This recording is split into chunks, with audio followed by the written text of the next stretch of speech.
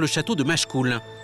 Il se trouve en Loire-Atlantique, qui fait au Moyen-Âge partie intégrante de la Bretagne. Ici sévit au XVe siècle le plus grand tueur en série de l'histoire de France. Le château de Barbe-Bleue. Gilles de Rais. Donc cet homme qui a à la fois été maréchal de France, compagnon de Jeanne d'Arc, un personnage immense de l'histoire, et à la fois quelqu'un qui dévie complètement dans une recherche probablement de refaire une fortune avec l'alchimie, et qui va le conduire au pire crime qu'on sait, hein, ces meurtres d'enfants à grande échelle. Le château de Machecoul, en ruine depuis la Révolution, est aujourd'hui l'objet de fouilles archéologiques, suivies par Nicolas. Elle se concentre sur les fondations de l'une des tours du château, qui était autrefois un édifice de très grande taille.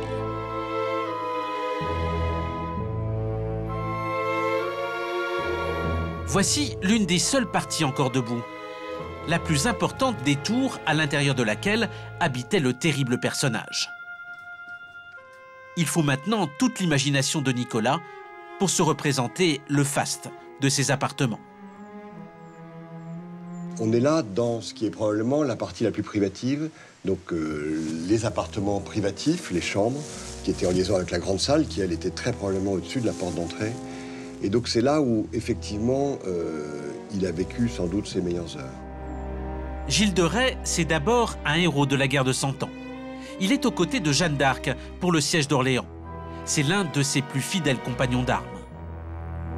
C'est probablement autour de la mort de Jeanne d'Arc que tout bascule chez lui. Et qu'il commence donc à vouloir organiser ces mystères d'Orléans qui sont donc d'énormes fêtes où on théâtralise le rôle éminent de Jeanne d'Arc. Et puis effectivement, il commence à s'endetter. Parce que les mystères d'Orléans, c'est des centaines de comédiens qu'il entretient à table ouverte en permanence. Et là, effectivement, il bascule. Gilles de Rais enlève des enfants par centaines. Il les entraîne dans son château et il les assassine. Avec la chair de ses enfants, il pratique des expériences d'alchimie, espérant ainsi changer le mercure en or.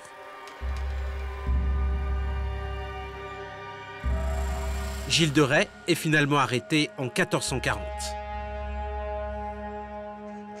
Et là, au cours du procès, tout de suite, les affaires de disparition d'enfants sortent par centaines, puisque plus de 200 enfants ont disparu dans la région de ces différents fiefs. Et là, effectivement, ce qui est étonnant dans le procès, c'est que les témoignages sont accablants, puisque ces serviteurs livrés à la question, comme lui-même, recoupent des informations de façon indéniable. Donc la faute est incontestable. La barbarie de l'acte est absolument irréfutable, mais qu'effectivement, brutalement, lui-même bascule dans l'aveu.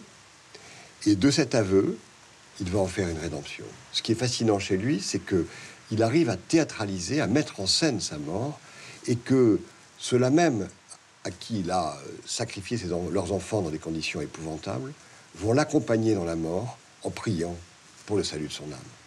Et qu'aujourd'hui, c'est quand même fascinant de se dire que à l'endroit même où il a été décapité, dans la prairie de la Madeleine, dans l'île de Nantes, après avoir donc fait prier toute la foule devant la cathédrale de Nantes pour assurer sa vie éternelle, donc qu'il n'aille pas en enfer, c'est ce qui est l'obsession de cet homme qui est totalement imprégné du sacré.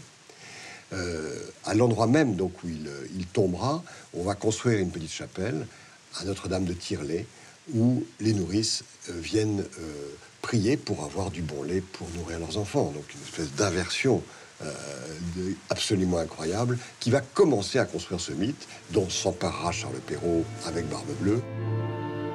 Le mythe de Barbe-Bleue, forgé au XVIIe siècle, a presque fait oublier que le personnage de Gilles de Rais a bien existé.